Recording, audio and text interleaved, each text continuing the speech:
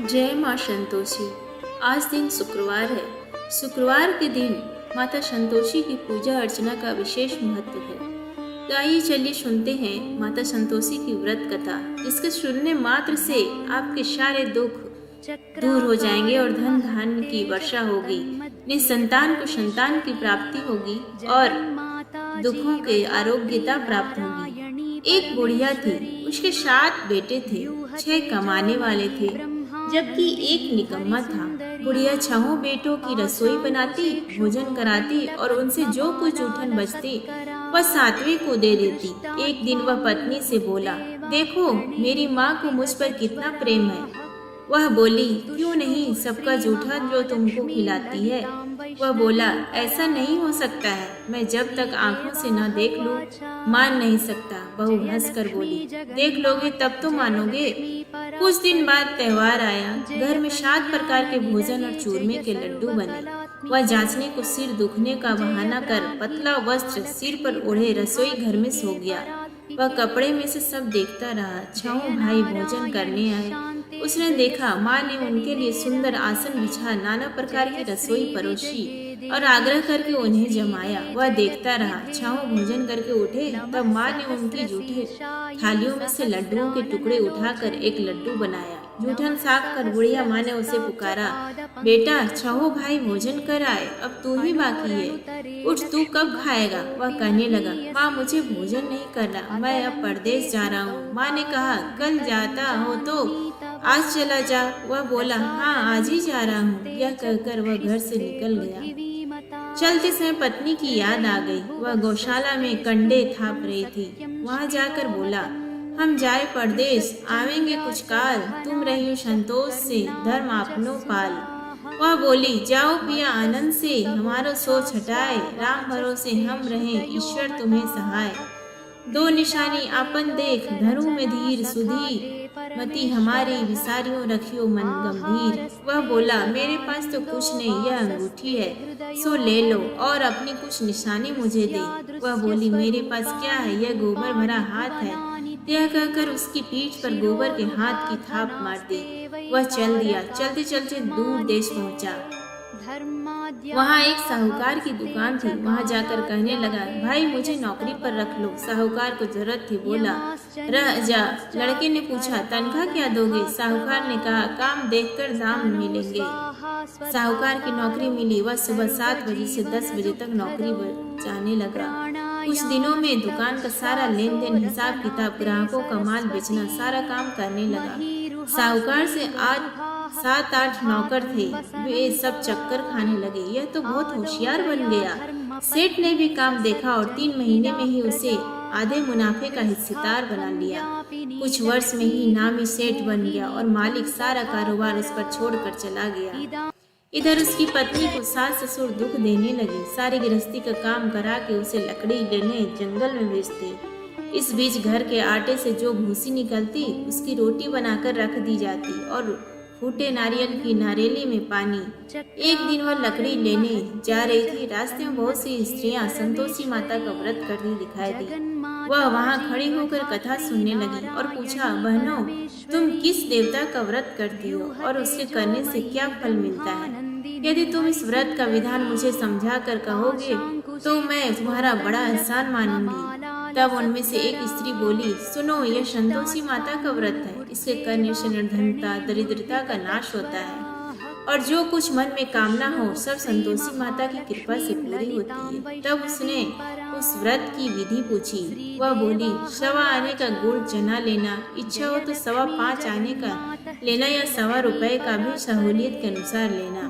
फिर परेशानी और श्रद्धा व प्रेम से जितना भी बन पड़े सवाई लेना। प्रत्येक शुक्रवार को निराहार रहकर कथा सुनना। इसके बीच क्रम टूटे नहीं, लगातार नियम पालन करना। सुनने वाला कोई न मिले तो घी का दीपक जला उसके आगे या जल के पात्र को सामने रख कथा कहना।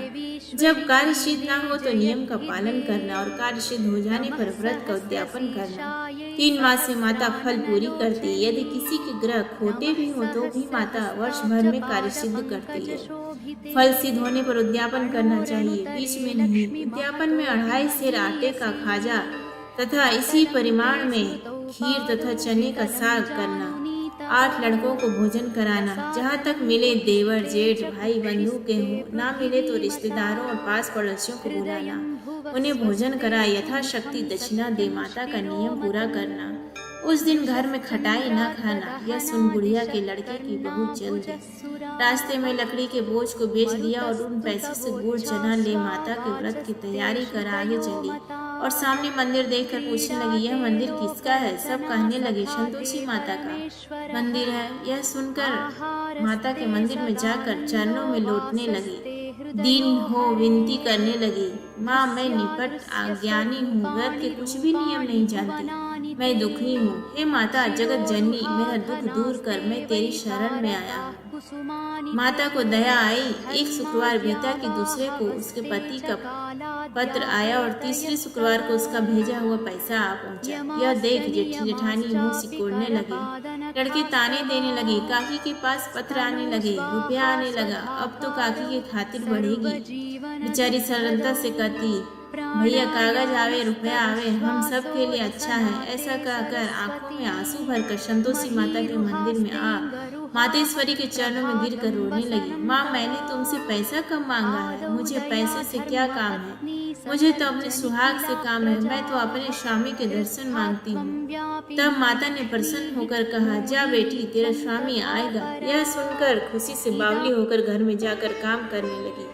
अब संतोषी माँ विचार करने लगी, इस भोली पुत्री को मैंने कह तो दिया कि तेरा पति आएगा, लेकिन कैसे? वह तो इसे स्वप्न में भी याद नहीं करता, उसे याद दिलाने को मुझे ही जाना पड़ेगा। इस तरह माता जी उस बुढ़िया के बेटे के पास जा स्वप्न में प्रकट होकर कहने लगी, साहूकार के बेटे सो रहा है या जागता है? वह कहने लगा, माता सोता भी नहीं जागता भी नहीं, कहो क्या आज्ञा है? माँ कहने लगी, तेरे घर बार कुछ है कि नहीं? वह बोला, मेरे पास सब कुछ है, माँ बाप है, बहू है, क्या कमी है? माँ बोली, भोले पुत्र तेरी बहू घोर कष्ट उठा रही है, तेरे माँ बाप उसे परेशानी दे रही है, वह तेरे लिए तरस रही है, तू उसकी सूध ले। वह बोला, हाँ माता जी यह तो मालूम है, परंतु जाऊं तो कैसे? परदेश की बात है, लेन देन का कोई हिसाब नहीं, कोई जाने का रास्ता नहीं, कैसे चला जाऊं? माँ कहने लगी, मेरी बात मान, सवेरे नहा धोकर माता संतोषी का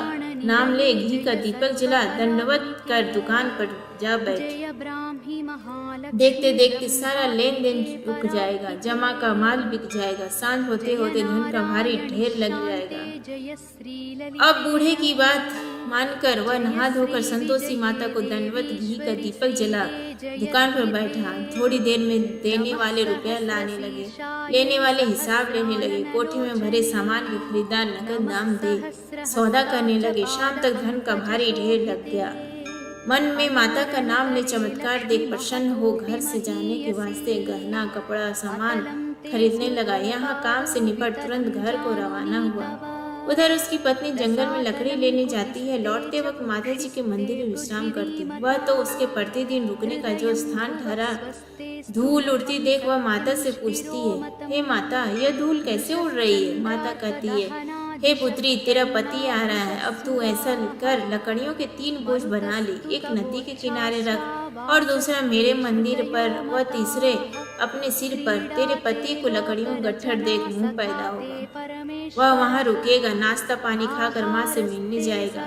तब तू लकड़ियों का बोझ उठाकर जाना और चौक में गट्ठर डालकर जोर से आवाज लगाना, लो सासू जी लकड़ियों का गट्ठर लो, भूसी की रोटी दो, नारियल के खोपड़े में पानी दो, आज मेहमान कौन आया है? माता जी से बहुत अच्छा कहकर वह प्रसन्न मन से लकड़ियों के 3 गट्ठर बनाई, एक दिन के किनारे पर और एक माता जी के मंदिर पर रखा।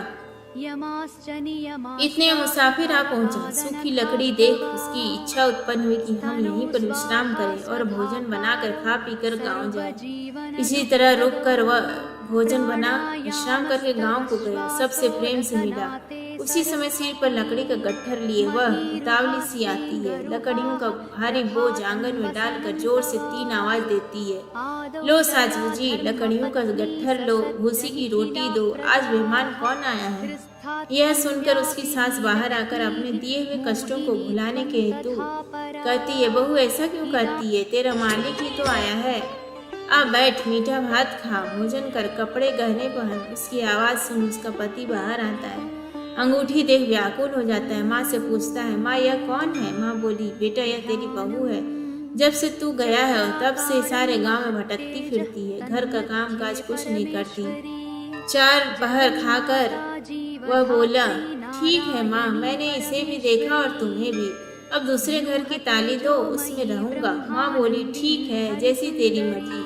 तब वह दूसरे मकान की तीसरी मंजिल का कमरा खोला, सारा सामान जमाया। एक दिन में राजा के महल जैसा ठाट बाट बन गया। अब क्या था, बहुत सुख भोगने लगी। इतने में शुक्रवार आ गया। उसने पति से कहा, मुझे संतोषी माता के व्रत का उद्यापन करना है। पति बोला, खुशी से कर लो। वह उद्यापन की तैयारी करने लगी।